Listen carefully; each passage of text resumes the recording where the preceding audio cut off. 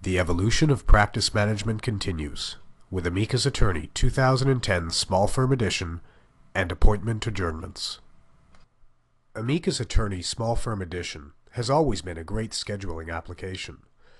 Simply linking through to the calendar and creating or changing your events has made it easy for you to keep track of what you're doing, and through the group calendar function, what everyone else on your team is doing.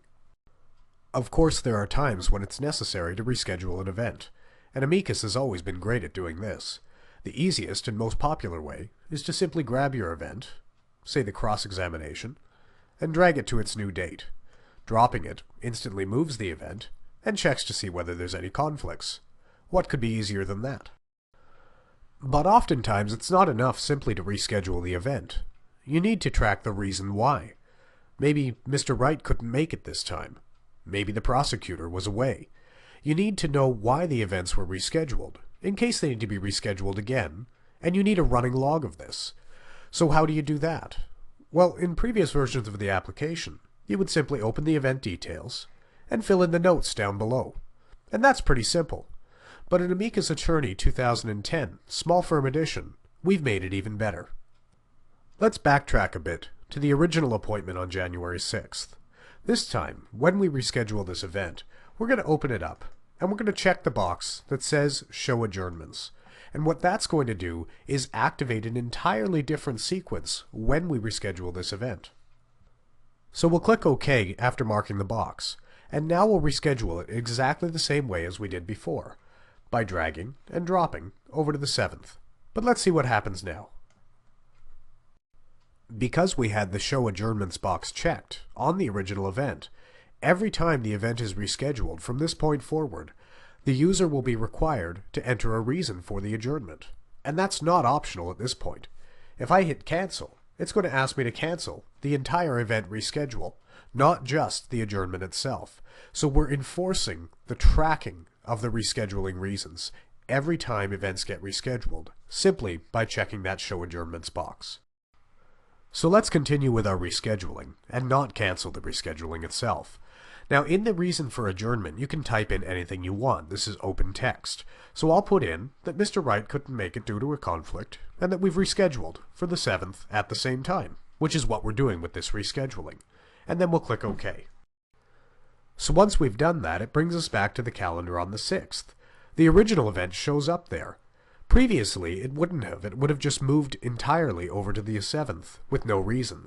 But now we see that the original event was there from 9 to 10:30, and then it's been adjourned over to the 7th. And if we double-click on the event itself on the 6th, it still exists. However, it's grayed out. It's not accessible, because all future changes need to happen to the current event, which is over on the 7th. However, what we do have here is an adjournment history. If I click on that history button, the reason that I supplied has been put into that history box for me. I can edit the reason later on if I feel that I'm not detailed enough, or I can simply go to the 7th to look at the adjourned instance itself.